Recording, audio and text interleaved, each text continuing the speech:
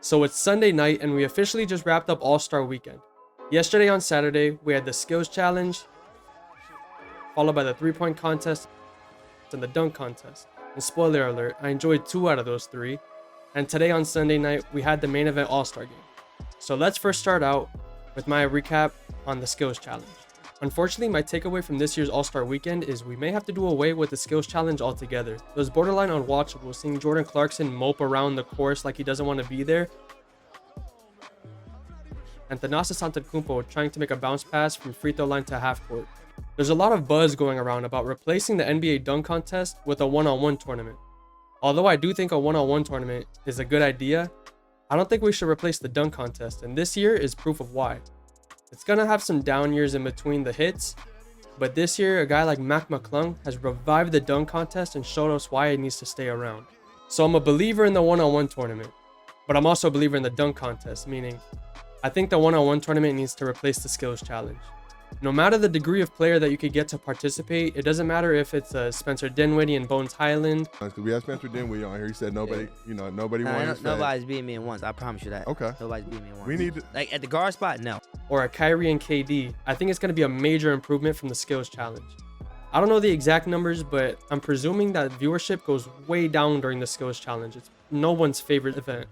You don't even have to change the participants around that much. Seeing Jordan Clarkson versus Drew Holiday in a one-on-one tournament, instead of going around a course and passing the ball, would be a huge change that everyone would appreciate. Now, if we're being honest with each other for a second, I obviously don't prefer Bones Highland versus Jordan Clarkson in a one-on-one tournament. I'd much rather see a class of guys like Kyrie Irving and Kevin Durant. So my solution to this participation problem would be to get players that are already participating in the All-Star game because they're already going to be there for the weekend. Everyone wants to see KD versus Giannis in a one-on-one, Embiid versus Jokic in a one-on-one. It may be too hard to land this caliber of a player, but I don't think it's too far-fetched to see Paul George versus DeMar DeRozan, Bam versus Julius Randle, and it could even get interesting with players like Jaylen Brown versus Jason Tatum, De'Aaron Fox versus Tyrese Halliburton. This is already such a major upgrade from what we have in the Skills Challenge. But it's not all bad. The next contest was a 3-point shootout, and it was awesome as always. The first contestant in the 2023 NBA 3-point contest was Jason Tatum, who I think would have really benefited from not being the first contestant. He put up a respectable 20 points and executed what might have been the first ever pump fake in a 3-point shootout, but 20 points isn't too bad. It kind of set the tone for the night. But he would have benefited from seeing other players like Buddy Hield go before him, so he has more of a goal to reach rather than just aimlessly shooting and trying to set the best score. That's the handicap of going first. Next up was a super underrated shooter. The fake all-star Tyrese Halliburton came out and proved that he deserves to be there. With his ugly form that's all in the wrist, Halliburton actually scored the highest of the night with 31, securing himself a spot in the finals. Next up was Buddy Hield, who was a lot of people's favorite to win the entire contest. He ended up putting up 23 points, which put Jason Tatum on the chopping block for the next players coming up. The fourth player up is Tyler Hero. He ended up taking too long to get around the racks, and by the time he got to his money rack at the end, there wasn't enough time to actually put up legit shots. He finished off with 16 and faced elimination. Kevin Red Velvet Herter put up probably the biggest stinker of the night. We can move on quickly from him. He only put up 8 points as one of the best shooters in the league. All-time great 3-point shooter and commentator for this year's 3-point contest, Reggie Miller, said that Julius Randle has no business being in this contest. Reggie said Julius has no chance and no business being in this competition. I'm just putting that out there. Yeah, I said it. You can surprise us all, but well, we've never had a lefty win it. Oh, God. I was rooting for Julius Randle to prove him wrong, but apparently Reggie Miller knows best. Julius Randle only finished with 13 points and was also eliminated. Oh, boy. I don't know if you want to see. With Tatum's back still against the wall, Lauri Markkanen, the hometown player, was now up. Moneyballs are each worth 2 points, and Lauri Markkanen had 18, and the score to beat was 20. By the time he reached his Moneyball rack, Lauri only managed to hit 1, meaning Jason Tatum and him were tied. Close down. Sitting on 18. Okay, he ties Tatum. So him or Tatum? Tatum. Next up was my favorite to win it all, Dame Dollar. He came out to prove that his name belongs with Steph Curry and Klay Thompson as one of the greatest shooters of all time. Dame had a chip on his shoulder, and he ended up finishing the first round with 26 points, eliminating Lauri Markkanen and Jason Tatum. And in the finale, where the score to beat was 25, Damian Lillard on the last possible shot scored his 26 points in the shootout. You know what time it is.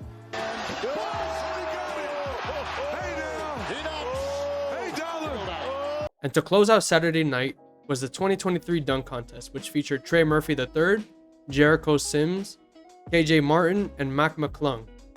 The dunk contest began with Trey Murphy III setting up a great presentation. He lined up his lob and ended up not going for the dunk, and he started engaging the crowd, which everyone thought was great.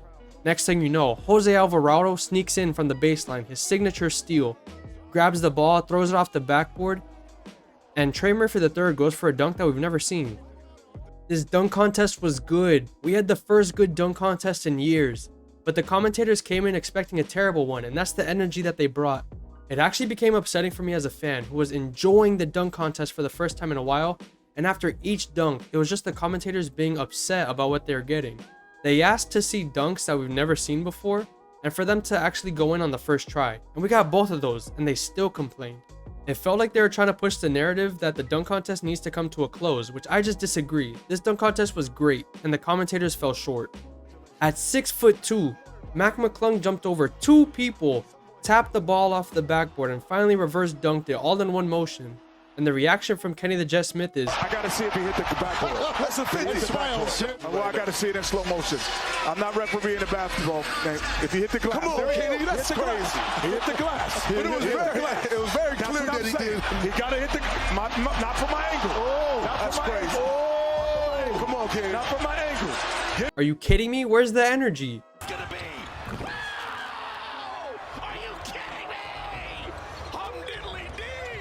As per usual, 2 dunkers stood out from the rest of the competition in the dunk contest. This year it was Trey Murphy III and Mac McClung. They were both stepping up and responding to one another with a better dunk each attempt, until finally Mac McClung brought out the 540, and it's over, ladies and gentlemen. The dunk contest was a great way to end off Saturday night. Mac McClung was an absolute showstopper, and he shined a light on the G League and how much talent is down there. And that led us into Sunday night with the first ever All-Star Game draft live. Alright, so my predictions for the All-Star draft was off. I did not see LeBron getting Jokic, Embiid, Luka all on the same team. That is crazy. But even from the beginning, I actually thought Giannis dominated the reserves. It was kind of a standard middle-of-the-road All-Star game with absolutely no defense and a couple breakaway dunks here and there, but nothing crazy. The highlight of this All-Star game was actually the All-Star game MVP, Jason Tatum, who broke the record for most points in an All-Star game with 55. He shot 10 of 18 from 3, but also took it to the rim a couple times and got some nice dunks. I obviously knew going into it the All-Star game isn't the best form of basketball ever, but I found this one to be kind of mundane. It's not even any of the players' fault, it's just the nature of the All-Star game. So that wraps up All-Star Weekend. I hope you enjoyed my video. I hope you enjoyed watching basketball this weekend. I know I'm excited for normal schedule to come back. I've been missing the Heat, the Lakers. It's time to get back on the road, see what these teams are made of after the trade deadline. Thanks for watching. Make sure to like, subscribe, and check out all my other videos. Peace.